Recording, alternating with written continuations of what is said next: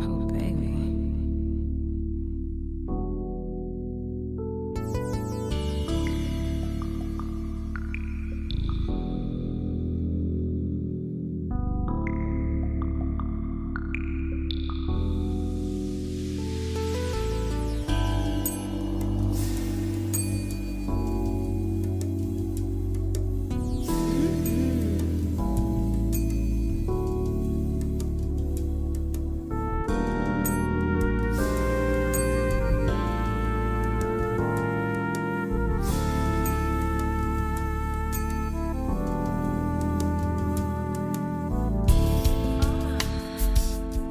Hello. Welcome to MR.SNACKS Soul Cafe. My name is Gianna. I am so glad you can join us. Our host is Hiroshi. Take it away, my dear. Thank you very much, Gianna. Thank you. Welcome you all to MR.SNACKS Soul Cafe.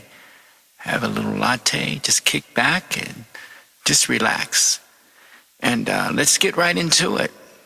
We're going to deal with the mind, duality, non-duality, life, just a lot of things. We'll see how it goes. Okay. Well, I just got up a little while ago. And you notice in deep sleep, there's no world. There's no you. There are no problems, thank God. You don't even feel the sheets that are next to you, the blanket, or even the bed that you're laying on. It's amazing.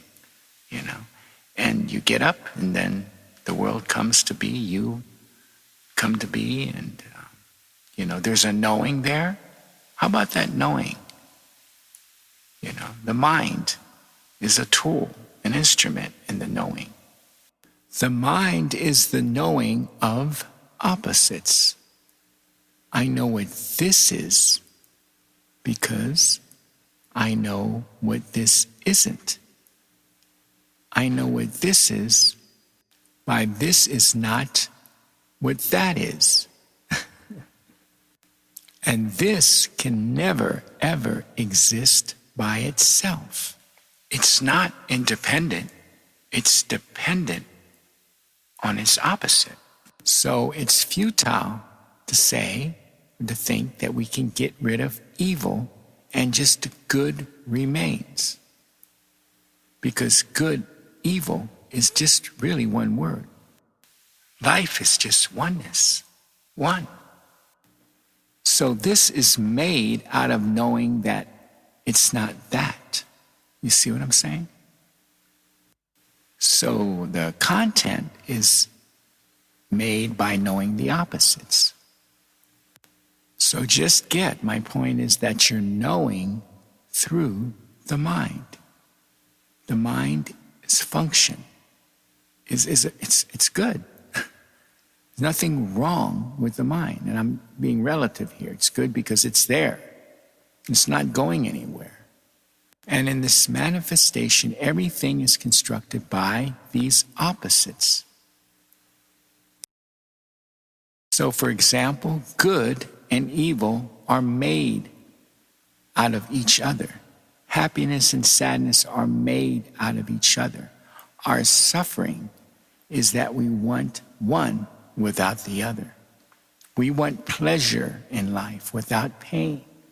We want good health without sickness. You see? But once we realize that they both are one, then the wanting drops. That's what happened with me. As Buddha shared, the want is the suffering. But if there's no want, then the suffering dissolves. I had this female friend, and I was there too, wanting a relationship, wanting the soulmate. She's a Christian, a very deep Christian. I want God to bring me the man in my life. I want God to pick him out, the perfect man for me, right? Okay, because then she'll be complete. She'll feel complete, fulfilled. She'll get what she wants, and she's reaching for that, praying for that, waiting for that, hoping for that. but with all good intentions. She's thinking about the good. She's not thinking about the other side of the coin. Which I've witnessed. I'm in an apartment, and the one apartment above me, there's a couple, married couple. And every couple days, boy, they're screaming, cussing at each other, yelling. I mean, really arguing heavily. I think the police had to come out about 3 or 4 times. And the couple up there, they're married. Okay? But see, that's the whole thing. When asking or wanting that relationship, which is understood, but she's not seeing the other side of it. And we all have been in that situation. Me too. Yes, sleeping in bed and hugging and kissing and telling each other the nice things. I love you, honey bunch. And all that is nice. Yes. But there are the times when, shoot, the man's going to end up on the couch. Or yelled at. Or even told from his wife, I hate you. I want a divorce. Will you leave me alone? Don't touch me. I got a headache. That's part of it too. So a wise man just waits and see what happens. If life brings him someone fantastic or whatever. If life doesn't, then he's spared. Goes for my friend, my lady friend too. And if God is not going to intervene and do, and this is according to the Christian, the worldview, the Bible, if it's not going to do anything about Satan, letting him run free, and letting, the whole thing with child trafficking happen, kids are being kidnapped, kids are being violated as far as sexually, that's happening in our society, racism and all that. You think he's going to be concerned about taking some time to bring you a soulmate? Doesn't he have better things to do, like getting a $60 million jet for a preacher? If I can bring this out that I've shared a couple times. This guy and a group of his friends were together at a bar. And he was telling his friends, you know what? I'm going to get married. Next year, I'm going to be a married man. I am out to find the perfect woman for myself. So let's just put a bet, either $15, $20, whatever. 1 year from now, we're going to meet back at this bar. And I'll have some good news for all of you. And plus, I'll win some money. Okay? A year later, they meet. The guys were excited. Questioned a friend, did you get married? Did you meet the perfect woman? And you know what he said? He said, yes, I met the perfect woman. And they were going, great. You get married? Are you engaged? What? He says, well, the bad news is she was perfect for me, but I was not perfect for her. Back to the mind. Okay, I'm sitting right in front of this microphone, which is an object, determined, right? It's determined. And there's a space between me, which is about 5-6 inches from the microphone. That space is determined too. So we have the mic that I see right there in front of me. It's determined. And I have this space in between where there's nothing, which is determined. And behind me, what's happening? It's a blank, right? I don't see anything. I don't even know if there's anything behind me until I look. But that's undetermined. You see? So the determined and undetermined goes together. You can't separate that. You have the determined before me and the undetermined behind me. So the opposites will always go together. You can't separate them. And relatively speaking, the same with the relationship. You're going to have good times and you're going to have bad times. And sometimes more good times than bad, or vice versa, more bad times than good. That's the way it is. And love and hate is one word. You're going to love and you're going to hate. And I've witnessed that for myself. Going on the road as a musician on tour. You love it when you're staying at a very nice hotel. When you've got a first class seat or business class seat. You're going to love the tour. The crowd's huge and they love you and you've got a great time. So the tour, you love. You love playing the music. But there were times when our schedule was brutal. Only getting 3 hours sleep. Boarding a plane that was just crowded. Early flight. Getting in late. Just having 10 minutes to get your luggage in the hotel room, dashing off the sound check. Rushing through sound check. Sometimes I'm playing a fantastic piano. Sometimes it's just a beat-up piano. It's not that great, so I have to get it replaced. Then you got a show. Then you realize, wake-up call, 4 a.m. in the morning. You're getting back at the hotel at 1. That means another a couple hours sleep. But you can't sleep. So it's a mixture of everything. And people come up to you and you think, oh, wow, you're on tour. You see the world. Oh, it's great. And you respond, yeah, it's fantastic. You're not telling them the truth of it all. You don't really have the time to. So that's my point. You got both. Both go together. So the world is an illusion. So illusion and reality are one too. They go together. You can't separate them. The real and the unreal. Now here's the thing. The separation, the division, the opposites, is an illusion. There is no separation. And there's no separation. You're going to get what you want occasionally, but your mind will not be satisfied. It cannot be happy. It's in duality. It can't be at peace.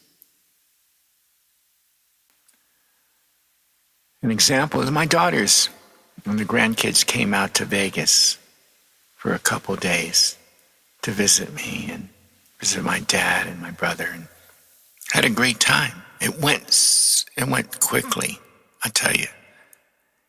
And there was something there that they were going back, and I wished they could have stayed a little longer. And they wished they could have stayed longer too. The reality is that life is as it is, not as I would want it to be. The desires will be there, the wanting will arise, the expectations will arise, but there's not energy given into it. There's not attention given to it. I don't take delivery of those thoughts. So what arises is just the acceptance, the surrendering to life as it is. And the way I would want it to be, or I wish it could be, is dropped. The mind is in fantasy land, Disneyland, not in reality. Reality is now, the present moment. Not in the past, not in the future. Now. Now is all there is. Now is the only truth. That's it. And the getting what you want, there's that satisfaction, there's that temporary happiness in that moment. But it's not from getting what you want. The satisfaction, the happiness is from not wanting anything in that moment. Because your desire has been fulfilled. So there's no desire for anything. There's no want for anything. The illusion is that car that you got made you happy. Or that house that you got made you happy. Or that dollar you won, the slot machine made you happy. So it's the absence of the want, the absence of the desire, that is the happiness. Not the object that you got. That's the illusion. So what you truly are is this happiness, true love, true joy, true peace. That's your nature. But you are deceived. We all are. Because there's an overlay, the mind, which just thoughts that addresses the you that really doesn't exist, the I. That's the fiction. The mind that says you're not good enough, or you're not talented enough, or you're nervous, or you need to improve. What is that I that the mind is addressing? It's addressing the ego, which is false. What you truly are cannot be touched. So there's this misidentification. You think you are that character, that personality. So it's a funny thing. The mind is playing with the I, the self, the small s, the I, the little I. That is illusory. It's not who you are. It's not what you are. I love this story that Paul Hennerman, spiritual teacher, shared. One time he's got an apartment and there's no furniture in there, and a friend's talked him into getting a couch. They says, hey man, you need a couch in this place. That would really make the place. I mean, you get a place to sit and lay down if you're tired. You know, your friends can come over, sit on the couch. Your girlfriend can come over, sit on the couch. You need a couch. So he says, man, really? Okay. So saved up, and couch was being delivered, and finally he was excited. Wow, I got the couch. Great, fantastic. Then another friend said, wow, that's cool, but you need a coffee table. If you got a coffee table with that couch, that would be cool, because then you have some place to, put your food on, or a tray, maybe a little vase there with the flowers. And, oh, okay. So here's the thing. It's called the here-there. You're here, and you want to get there, because there will be better for you. There will give you more happiness, or happiness in general. The thing about it is, here is not good enough, so you go there. What happens when you get there? There becomes here, which creates another there. So there's like a drum loop. It just continues over and over again. Here, there. You get there, becomes a here, creates a there, then whatever. So that sofa thing, he gets the coffee table, and then he's going to need the end tables. Then he's going to need a carpet, and so forth. And then finally he gets it all just like he wants it. And then what happens? He wants to move. He wants a bigger place. You see? Never ending. What fun, right?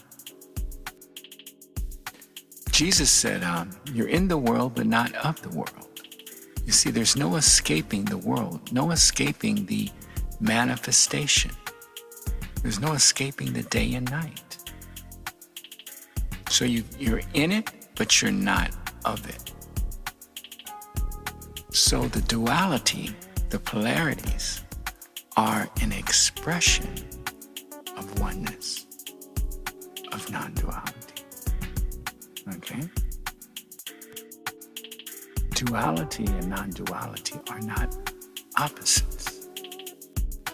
Oneness is everything, encompasses everything.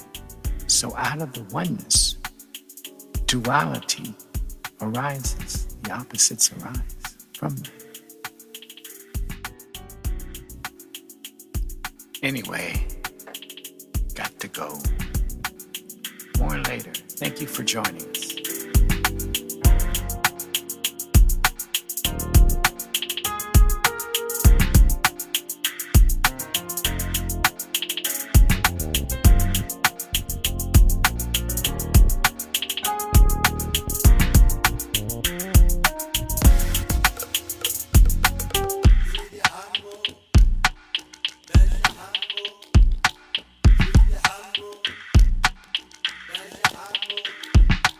Minute drops, many tongues under the bright sun. Feel the rhythm of the drum. Africa, number one, number one.